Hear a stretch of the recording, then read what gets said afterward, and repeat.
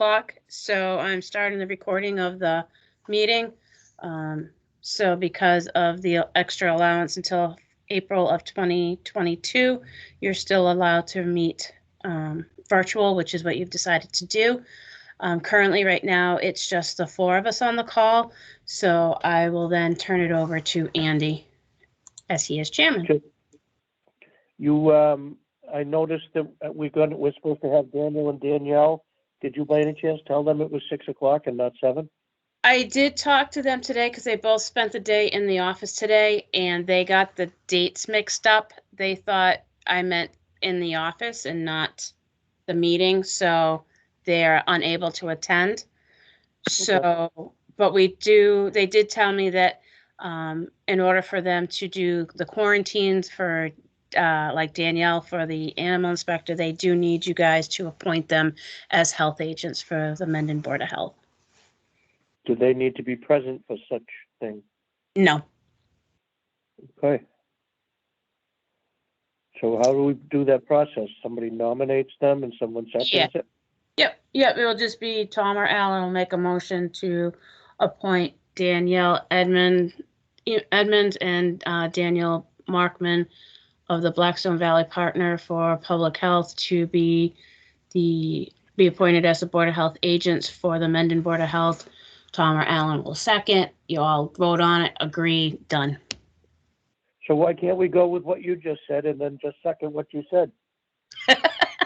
If that's the way you choose, I just need one of you to say what Missy said and the other one to say what I agree with Missy, I guess. What Missy said, I'll make the motion.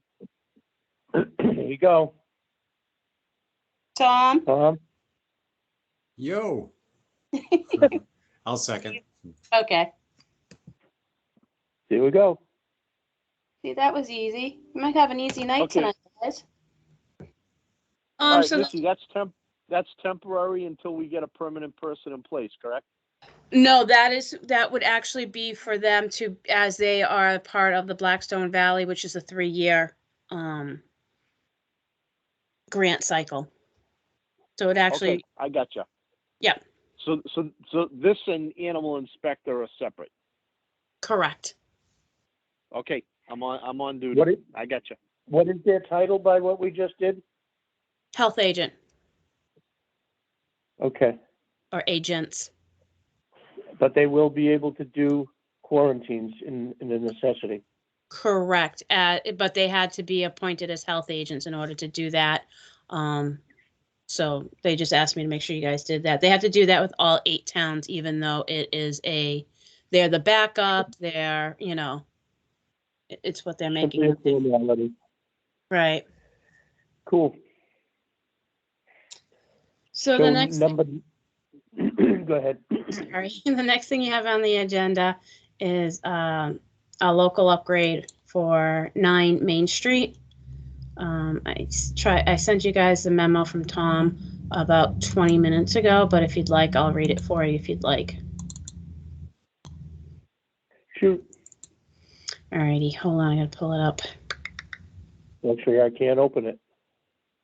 I tried sending it where it was just pasted in there, so I wasn't sure if you can read it that way or not, but Tom Ryder's memo dated November 29, 2021. It says the applicant is requesting a local upgrade approval for the proposed septic system repair at the above referenced property, which is 9 Main Street. Title V requires that soil testing and percolation testing be conducted in the proposed soil absorption system area. The soil sieve analysis is allowed for repairs as a local upgrade as long as at least one deep hole has been conducted in the area. The sieve analysis confirms sandy loam conditions in a soil absorption area. The engineer has designed the septic system according to DEP's policy. The system design also incorporates the removal of existing private well on the property and construct a new well greater than 100 feet from the soil absorption system. New wells will also require a permit from the Board of Health. As this is a repair and the site's limitations creates constraints to the upgrade of the Title V new construction standards, I am recommending the approval of the Title V local upgrade. as he states in that last paragraph, this is good for repairs, not new construction, and it's acceptable behavior, and I'm in agreement with what he's doing.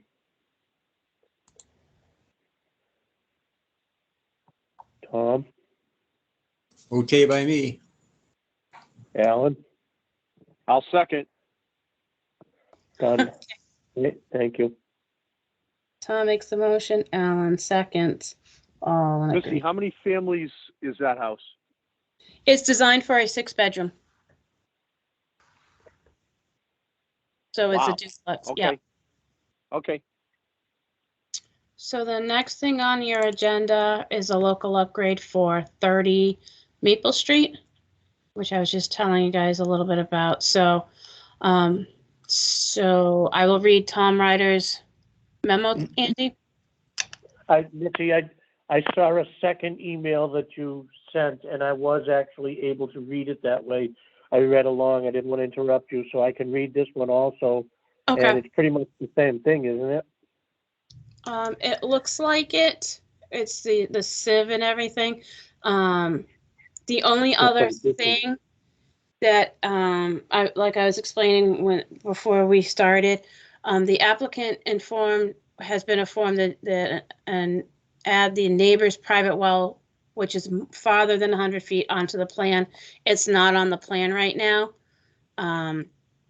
So that would be the only add, because this one's looking Okay. for offset too. To groundwater. Yeah. This is the first time I've ever seen 3.4 feet. They're asking for a little help, but they're showing good faith in saying, okay, we'll lean towards the 4 feet, but that's interesting. So Tom is good with it, Yep. except for the well. Right. He wants Okay. that added on. And you said you'd hold it. Yep. I will tell you. Tom He's Pickle? got his hand up. Yeah, it looks like I see a bit of a difference between the two. Between 30 Maple and 9 Main. It looks like one is requesting sandy loam and the other one is requesting loamy sand. God. Wow. Talk about attention to detail. But that aside, I'm perfectly fine with what Tom Ryder is proposing. And I motion to accept based on Tom Ryder's recommendations. Thank you, And Alan. I'll second that. Very good.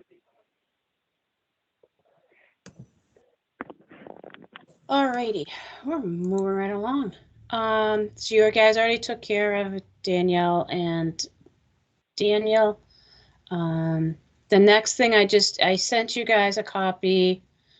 I couldn't, I don't know if I sent it or not, so I'll read it because I couldn't copy and paste it into an email form like I tried for Andy. But the select board is going to be trying to change some things for 2022. If you bear with me, I'm trying to find. Basically, we're still allowed to meet remotely, but I guess the select board is looking into taking it a little bit further with hybrids and stuff. So just bear with me while I'm trying to find it. Here it is. Just beware, Missy. I don't like change. So Neither do I. this is a memo that was sent to all boards and commissions from the select board dated November 29, 2021 regarding hybrid meetings and town newsletter. So it states, in order to increase efficiency, transparency, and provide the highest level of customer service, the select board would like to implement 2 major changes in 2022, hybrid meetings and town newsletter. Starting January 2022, all town meetings should be hybrid, i.e. have the availability to support remote participation by utilizing the town's Microsoft 365 software or Teams in another word. The upper meeting room should be utilized as a location for all capitalized underscored meetings. Every effort must be made to schedule meeting dates. These dates can be submitted up to 6 months in advance. A meeting calendar will be available to coordinate dates with final approval from the town clerk. Secondary locations will be approved if underscored capitalized. Remote participation through the system can be obtained. Paid staff or employees of the town who functions as administrative assistants, clerks, or secretaries must capitalize underscored, be trained to use the system, and will be responsible for its execution at meetings. This includes providing links on agendas, operation of equipment, and recording of meetings. A training meeting is scheduled for December 15th at 1 o'clock in the upper meeting room. The second item is the newsletter starting January 2022. All boards and commissions should quarterly submit 1 to 3 items of general interest to the public via email to the Select Board office. These items should be no more than a few sentences in length and give an overview of topics that your group is considering. Items of high interest would be upcoming to town meeting articles, important dates, or changes to operations. Deadlines for submissions are January 1, April 1, July 1, October 1. And if you have any questions or need further clarification, please contact the town administrator. That's it. Did you say quarterly on the newsletter? Yep. Okay. When is this supposed to start? January of 2022. So next month. Next month, yep. And if I'm maybe I'm not understanding it properly, but are they saying that we have to meet in that upstairs at the town hall? I think Is that so. what that said? I How think are so. they going to fit that many departments in that build? That there's more than time allows, isn't there? Right. Tom has his hand up, Andy. Pick me. Ooh, car 54, where are you? Yeah, not to interrupt Andy. Andy, if you want to continue with what you had going. No. I was picking on you, so to speak. Well, so it looks like the select board now wants us to meet in person, in addition to having the option of having remote participation starting in January. Do I take that to be correct, Missy? Well, that's what we don't really understand, because the state under the open meeting law is allowing boards and committees to still meet remotely. So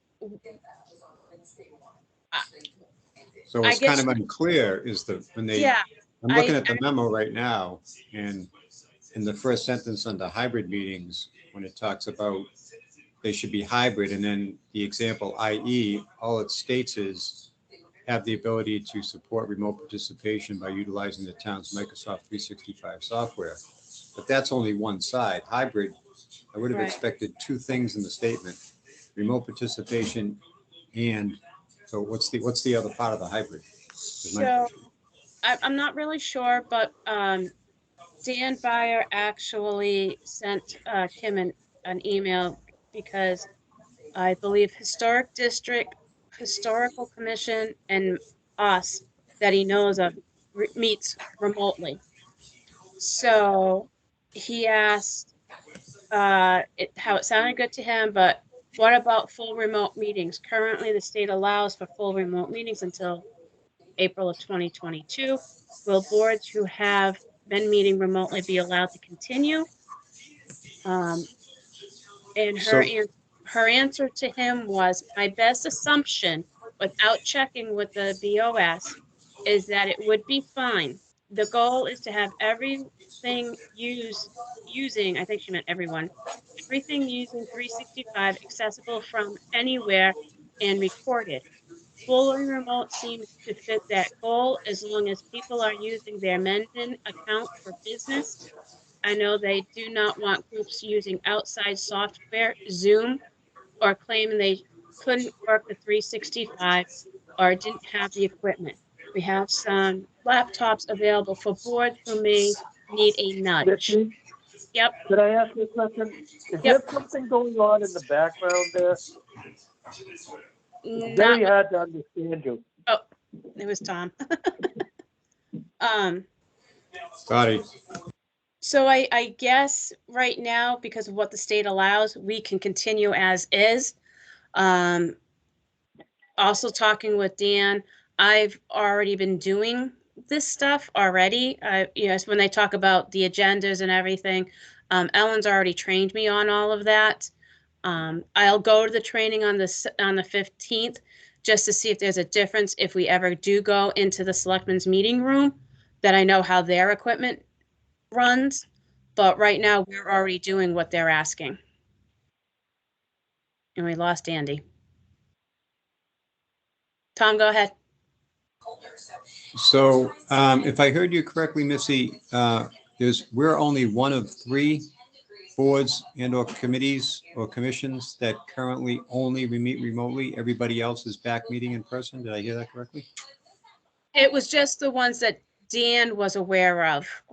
Some, we're using the 365 or Teams, so is historical, so is historical commission, whatever they're called. But some are using Zoom and other online meeting ways. And I guess this is the way the selectmen putting in a policy that they want everyone using Teams only. Okay, so it's not necessarily a case where everybody except for 3 were back meeting in person. It's just that you have different groups using different types of remote connectivity. Correct. Okay, thanks. So Welcome I back, will not be able to call in on my phone and listen like I'm doing now. You still can, yes. Okay. But that's why Dan asked the question, because what we're doing, what the 2 other departments he's aware of, it fits what the selectman is trying to do. When we start our meetings, I hit the record button so people can hear. People do have the opportunity, if they choose, to attend our meetings remotely. So I think we're already doing what they're looking at. I think it's Okay. just more of getting other departments on the same page and using the 365. Okay, so we can pretty much just ignore this last conversation then, right? Kind of, but I just wanted to let you guys know what could be coming. I don't know if Okay. there's, plus you guys are also an elected board, just like many others. I don't know how that plays out either. So it's just more of an FYI for you guys to be aware. So we don't have to play by the rules, I don't know. right? I don't know. We can do whatever we damn well please. There you go. I always have. All right. I'm going to assume the reason they want the upper room used in the town hall is probably because if it was a hybrid, it would accommodate people in person, plus all the equipment is already there, so that anybody that was going to dial in, so to speak, would be able to do that. And I don't know, maybe they even have video available up there that people could not only dial in, but they could actually see what was going on. That's my thought on why they want that room utilized. That I'm not sure. More than likely. It's a good Tom assumption. Tom has his hand up. Go ahead, Tom. Yeah, so to Alan's point, that's actually what the term hybrid is supposed to represent. It's supposed to represent a mixture of 2 different formats. So one, of course, would be remote, irrespective of the mechanism by which somebody does connect remotely, whether it's Teams, whether it's Zoom, whether it's whatever. And then the other piece of it would be the other way, which I would think would be in person. And that's why that letter, that memo wasn't really that clear, because it gives an example of hybrid, but it only mentions one half of the example. It doesn't actually speak to the other half, which really would be, the other half would be in person. So it's a little, this, it wasn't drafted very clearly. So thank you for the clarification, Tom. So pretty much the term hybrid means all-inclusive of all abilities to attend this meeting, whether it's call in by phone on speaker, computer by whichever program you guys do, in person, or the recording over there. So it's all-inclusive, basically. That's what the term hybrid means? Yeah, so hybrid basically, it's a mix, right? So hybrid is a kind of like you have your hybrid vehicles, right? Hybrid meaning that they're powered by electric and possibly also powered by gas. So you have a Okay. mix of more than one way in which to operate the vehicle. So same thing would apply in this case with regard to our meetings. They're using the term hybrid, so it means they want to have the meetings set up in such a way where there's a mix of what would, in my mind, would be a mix of in person and then or a mix of remote, unless they're using the term hybrid to mean a mix of only remote options, because you have Zoom, you have Teams, you have many different ways to do remote. So I guess that's the ambiguity of the memo. It's really not clear what they actually mean by the word hybrid. Well, thank you for explaining that. Now I understand. I think.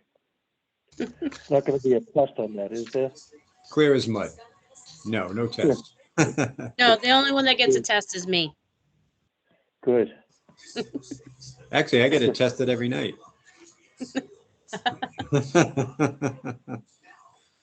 So, so are you guys all good with that?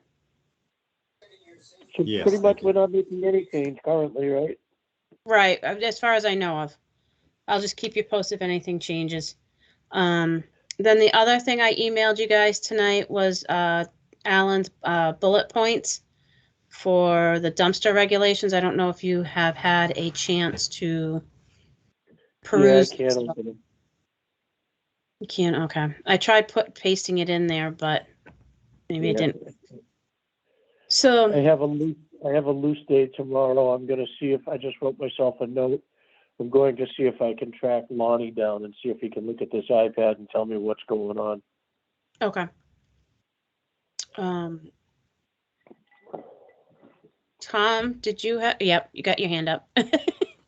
Yeah, I just want to confirm, yes, I did see the emails you sent regarding Alan's notes for what he highlighted for dumpster regulations.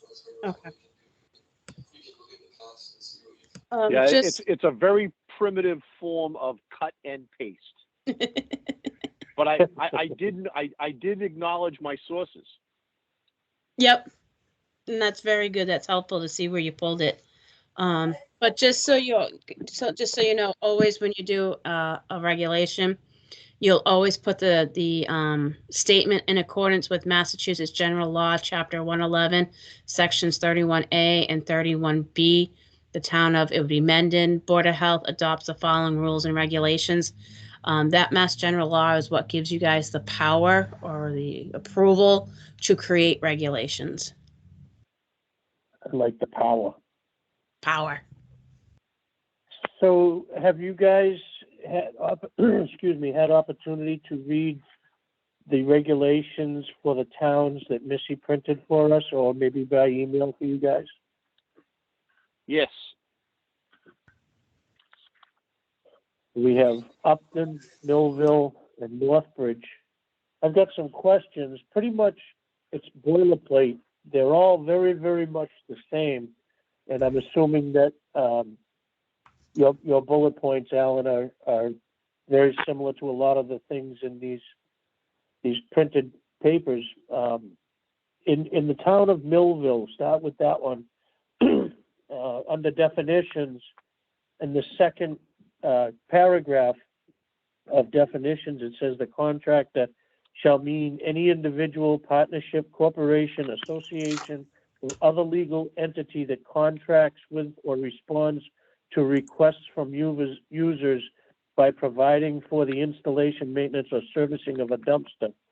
Shouldn't it also cite that they must be a properly permitted awful permit company, just like we do with the well regulations for we must have a state certified lab?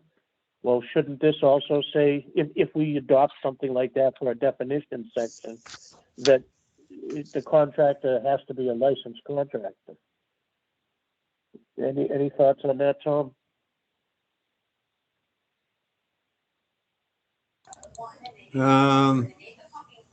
No, I'd have to ponder that a little bit. I know what you're saying. You know, maybe there should be.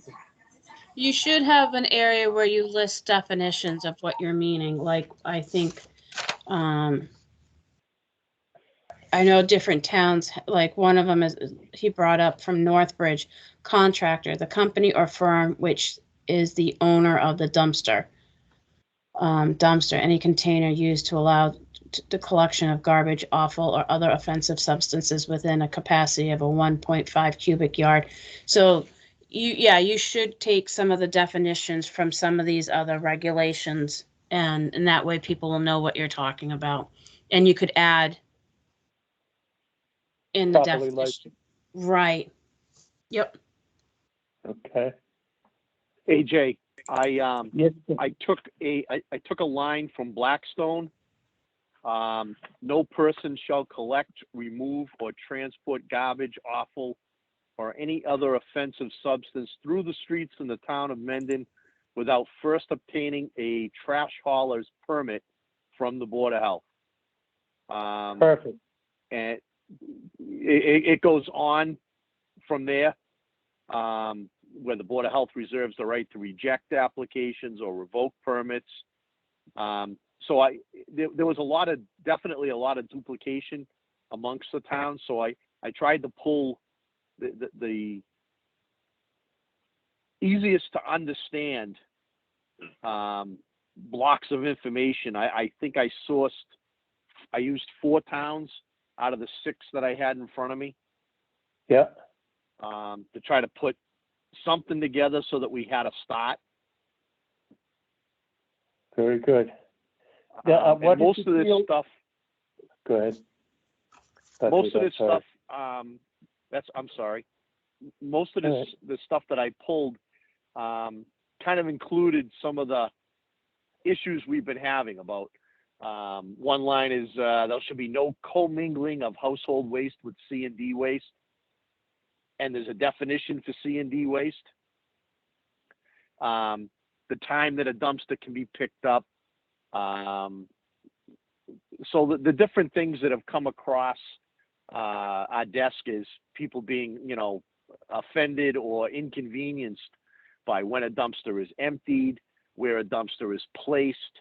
So I tried to pull, like I said, the most simple English out of 4 or 5 towns that I sourced, and just I literally cut and pasted it to make it, to give us something to start with. Back to you, Mr. Chairman. Okay, so I appreciate that. That's a good start. I'll have to go see Missy and get it tomorrow. Still with Millville, they say the dumpster is not to be filled between the hours 11 p.m. and 7 a.m. I'm assuming that they're referring to loud noise. There's a noise variance. In another town, I believe it was Upton. No, it's still Millville. They can't empty the dumpster between 11 p.m. or 7 a.m. 11 p.m. seems very late to me. What do you feel about that, Alan? For either one, either filling it or emptying it. I don't know if you can do that. What? Hold on. I remember looking at the section that requires you to have an awful permit. Just gonna call it up real quick. Out of curiosity, did anyone see the example that was provided by Daniel for the town of Reading? I did not. I don't think Andy could read that one because that came in an attachment. Okay, so I thought that one was pretty good. It was pretty simple, so I think we have to incorporate what Alan has outlined in pulling from the three other towns, because we have to have the reference in there according to mass, regulations, blah, blah, blah. But in the town of Reading that he sent, for example, it actually has in their section regarding the hours when the dumpster can be filled or not filled, and they actually go by 11 p.m. to 6:30 a.m. So they actually have it in their guidelines. Although I would agree with you, Andy, 11 p.m. is an awful late hour to start. Yeah. We probably want to make it earlier than that. Maybe like 8, after 8 p.m. to 6:30 or something like that. But it is in the town of Reading's. It's also in Upton too. So I just want to read you guys something from 111, section 31A. And it says, no person shall remove or transport garbage, offal, or other offensive substances through the streets of any city or town without first obtaining a permit from the Board of Health of such city or town. Provided, however, that no rules or regulations shall restrict the hours of the days when garbage, offal, and other offensive substances may be. Okay, so they're talking about days of the week. All right, never mind. And but it's also for area zone for business, commercial, or industrial. So I guess you can't limit the days that trash is picked up for business, commercial, industrial areas for the days. Restrict hours of the day. So yeah, it is hours. No rule or regulation shall restrict the hours of the day when garbage, offal, and other offensive substances may be collected in area zoned for business, commercial, or industrial use. But So that's not, That's So not I'm assuming- residential. when they're taught, so yeah, that's what I'm saying. I'm assuming that we'd probably have to say in residential areas. right, because that would be where where the rub would be in the residential areas where somebody is using an off hours time to potentially empty or fill, one of those things. In a business environment or in a commercial, pretty much the day ends, 5, 6 o'clock. So it's a business environment. It's a little different as opposed to, Jack and Jill at home having dinner and all of a sudden this big truck comes along and looking at empty dumpsters, the neighbor's house, at 8 o'clock at night or something, Right, exactly. Isn't that interesting that they specifically say you cannot regulate commercial times? My thought on the 11 p.m. is 9 o'clock. I thought that 9 to 7 would be a realistic number for hours of operation, whether you have to stop at 9 p.m. or I think that's in my opinion, because that's what most of the noise ordinances are in towns. So I just feel 11 o'clock is crazy for a residential dumpster. Yeah, I would think we definitely would want to put something specific regarding residential. I could see where they'd have that line in there regarding commercial, because you could have some entities, Andy, that run, maybe 24/7 operations, or they run a night shift or something, and whatever they're doing might necessitate that, they're creating a lot of waste or debris that has to be emptied out at night to keep up with whatever production might be going on at the facility type thing, Yeah.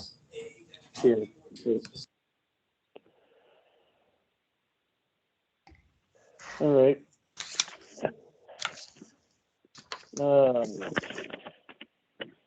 Did anybody read Millville's violation section? Yes. Wow, pretty strict, aren't they? Yeah, I actually included that in our start. Is Number it- 11 and number 12. Isn't Millville also the town that has exorbitant permit fees in other areas as well, though? No, that's Blackstone. Oh, Blackstone, okay. Yeah. I mean, I think those amounts are, I don't know.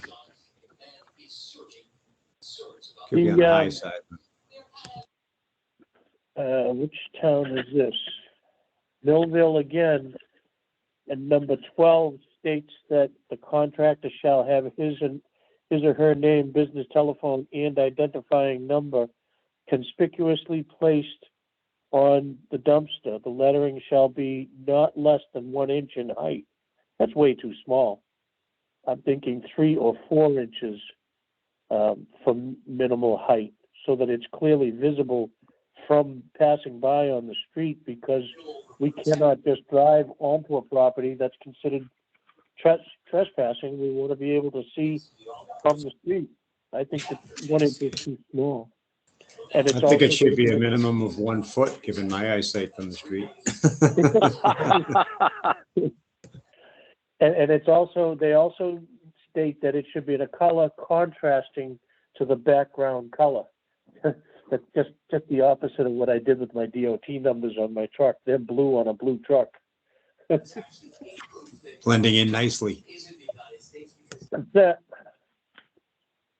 I'm sure the DOT states that also. It's got to be in a contrasting color. All right. Tom, have you had the opportunity to read Alan's bullet points? I have, yeah. No, I like what Alan's highlighted with the examples from the different towns. I like a little bit of what Daniel provided when he gave his example for the town of Reading. So I think we've determined that Daniel is going to take a crack at kind of creating our first draft for these dumpster regulations. Do I have that right, Missy? Yes, he will if that's what you guys would like him to do. I Cool. can send him along what Alan has, because Daniel and I, obviously, we talked about it today when he was in the office. And he said, like I had told Tom yesterday or the day before, we just got to figure out what's your end game? What are you trying to do with the dumpster regulations? Is it to make sure that the dumpsters that are being used in town, are operated cleanly? Are you looking at permitting? Are you looking, how they're operating in town? So what kind of guidance or what are you looking for that I can tell Daniel what you want out of this? Well, in my opinion, any permitting fees or fine fees are going to be to pay the Daniel, if that's who it is, whenever there's a violation, because he's not going to be doing this stuff for free. So we do need a fee structure for permitting and any violations. Yep. Okay. Also, it's obvious because of one concerned neighbor with a situation that we want to have some kind of control over what could be potentially a health issue if abused and used improperly to Okay. not only the subject properties that have the use of the dumpsters, but the neighbors and the water, the runoff to water. That's the big thing. Tom has his hand up. Your turn. So there were a couple of things in the example that Daniel sent us that address what you just had referenced, Andy, for the town of Reading. I like specifically the first highlighted element, which I'll read to you. It reads, "The dumpster must be located and placed in a manner approved by the Board of Health. A plan shall be submitted and approved showing the location of the dumpster and all businesses and buildings on the site. The dumpster is to be situated as not to cause a visual obstruction of traffic." So I kind of like the fact that, and this would be where the, legitimacy of a permit fee would be applied. That somebody from the Board of Health is going to go, and we're going to make sure that you're going to put it in a spot that is an approved spot. So I like that aspect, that the Board of Health would be involved in knowing exactly where that dumpster is going to go. There's another paragraph in this example of Reading talks about, the type of dumpster, which is important to know. Like in this case, the dumpster must be of sufficient size and capacity to eliminate overflowing. Lids must be closed when the dumpster is not in use. So on and so forth. It actually makes reference to that the property owner and authorized agent of the business that's utilizing the service would be responsible for ensuring that the dumpster is kept free from odors, rodents, flies, insects, scattered debris, and all other nuisances, which would be great. My prime example that comes to mind for me is right up here at the airport. Those dumpsters that are up there, I know they don't always get those covers closed, and debris makes its way through the fence a little bit. And I know we've, back when Jack was on the board, we had called one of those people to our board for a meeting for that very issue. So, again, it's about wanting to make sure that there's guidance on using them properly, correctly, not only for you, but for your neighbor. And I'm sure we can come up with a reasonable, permit fee structure that's not crazy, but that would, an amount that is going to represent, oh, well, we have to, since we're going to be involved, we have to, pay for so-and-so service. So I'm sure we could work that out. Back to you guys. Slocum, good. AJ? Slocum, good. Yes, sir. Yeah, Tom just covered pretty much 1 through 6 for the town of Millville. Very similar to Reading. Okay. My objective with the dumpster regulations is basically outside of public health, kind of a good neighbor policy. Just, to be respectful of the neighbors while you're using a dumpster. And on the other hand, the neighbors have to understand that there are cases where you need to put a dumpster on your property to do, a renovation or a clean out, et cetera. So I'm kind of looking at it as not only a public health issue, but as a kind of a good neighbor policy to keep everybody content with what's going on. Just like Tom mentioned, you might live across the street from a small industrial or business area, but you don't want to see their trash blowing all over the place and ending up in your yard. So kind of a respect thy neighbor policy is what I would let Daniel know that I was trying to accomplish. Back to you, Mr. Chairman. I think that's not to take anything away from you, Alan, because it's all good stuff, but I think that's the objective of all of us at this point, for the reason for these regulations that we want to try and implement to help protect the neighbors that are the innocent bystanders, whether it's George and Joanne across the street or someone next door, whoever. I agree with you there. Missy, where is Daniel from? We know Danielle is from Northborough. Where is Daniel from? I actually don't know where Daniel's from. I just know it's about a 45-minute drive for him. So I'm just curious, is he from North Reading? How did he end up with North Reading? He actually, before he came to our neck of the woods, he worked for the town of Reading. Okay. Because there is no easy way to get to North Reading or Reading. No. But I do like the town of Reading's regulations. I'm going through them. I like Tom. I like the idea that the Board of Health is involved, and that the dumpster can't be situated to cause a traffic obstruction. I know sometimes we have issues where someone put a dumpster and then someone can't see to pull out of the street. I like that idea that has a little bit more involved. I think we discussed that right from the very beginning, from the day that Mike was on our meeting, because that is part of the, I mentioned that that's part of the planning board bylaws. No shed, no building, no structure could be constructed so as to impede the view of entering a roadway. Mm-hmm. And we wanted to mimic that right from the start. Mm-hmm. So I think we're all on the same page there. That's good. All right.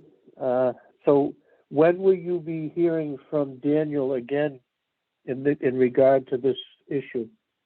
I'll probably email him on Monday because I'm not in the office tomorrow. I'm taking it off. So I'll just report back to him saying this is the direction you guys are wanting to go into. If you guys like the little different bullet points that Alan has brought together on top of the town of Reading, or if over the weekend you peruse a little bit more and you have some more ideas, just shoot me an email and I'll get it off to him on Monday. All right, thank you. Are you in the office currently? I am. Could you please do me a favor? Would you print Alan's bullet points and leave them on the counter? And Already I will did. go in and get them tomorrow. Yeah, that. Already Thank you. did. You're welcome. And I printed up Readings for you too. All righty then. Cool. Okay. Anything else to add, Tom? No, I'm good at the moment. Thank you. Alan? I'm good, thank you. Missy, do we want to discuss Daniel and the tobacco issue that we discussed earlier? Or do we want to wait for a later date? I want to wait a later date because Daniel wants to do a little bit more, a little bit more tweaking. Okay. He's looking at updating the tobacco regs. So, well, I told him that wasn't a big rush right now. That was something we could discuss after the first of the year. So he said, okay, and he would look more into anything that might need to be updated. Very good. Do you have anything more to add, Missy? I do not, other than setting your next meeting. date? Yeah. You tell me when it is. So I would say the only date you have available for a Wednesday is the 15th of December. Just keep in mind, Wednesday, the 22nd, the town hall closes at noontime. It's a day that we observe Christmas Eve because Christmas Eve is on a Friday. We don't work on Fridays. And that the town hall will be closed on the 23rd, which is a Thursday, because Christmas is on a Saturday. We'll be observing it that day. And then the other thing would be the same thing for New Year's Day. We would be closed that Thursday, December 30th. Okay. So all that being said, when's the next meeting? The 15th. Unless you Works guys for me. wanted a different day, different week, keeping on your Wednesday schedule, that's what I would advise. That would be 2 weeks from tonight. Let me, along those lines, is there a reason why Daniel cannot join the meetings at Wednesday nights? Like with Daniel, he mixed it up. He thought I meant coming in during the day, not an actual meeting. Danielle can come in, but she can't come in until after 7 o'clock, she said. Okay, by phone or computer, right? Yeah. Yep. So will Daniel be able to join us on the 15th, do you think? Yes, he said if I give him enough time, and I'll email them both right now saying your next meeting will be the 15th. Okay. So I'm because we're at the end of the year, and it's going to be kind of goofy the week or 2 weeks after the 15th. We probably won't meet again until January, the beginning of January, I'm assuming. So maybe the 15th would work. if Daniel is available, so we can discuss these bullet points and work a little bit more diligent or quick to try and get this expedited. What do you think, Tom? Well, I know we're trying to target the first of the year to have these dumpster regulations in place. It could be maybe tough to do with the holiday season coming up, but maybe shortly thereafter, because I think we're going to have to see the initial draft that Daniel puts together. And I know maybe it's even possible to vote on the 15th to accept the draft as being the regulations, and then they just go into effect. I don't know how that. Is there any kind of extra communication, Missy, that we need to do to the public for that? Technically, no. You can adopt a regulation other than something that touches on Title V just by having it posted on your agenda. Okay. And that leads me to the second item, which would be, I know we were talking about well regulations, private well regulations, trying to be in effect for around the same time. Now that would touch on, that is Title V. Nope. Is that Title V related or no? Nope. That's not. Okay. So that would be another one. I don't know if we wanted to still try to, where that stands. I think Tom Ryder was working on some stuff. So maybe we end up having to kind of focus on one first and then tackle the other one after. Maybe dumpster first and then the private well. They're both pretty important, but. That was my intent, Tom, when Missy and I were discussing, you were privy to that, but that's exactly what we discussed so that we could check one off the list. And I'm assuming that although our target date was as close to January 1st as we could be, if we are somewhere within the month of January, we would be doing good. Is that correct, Missy, for the dumpster regs?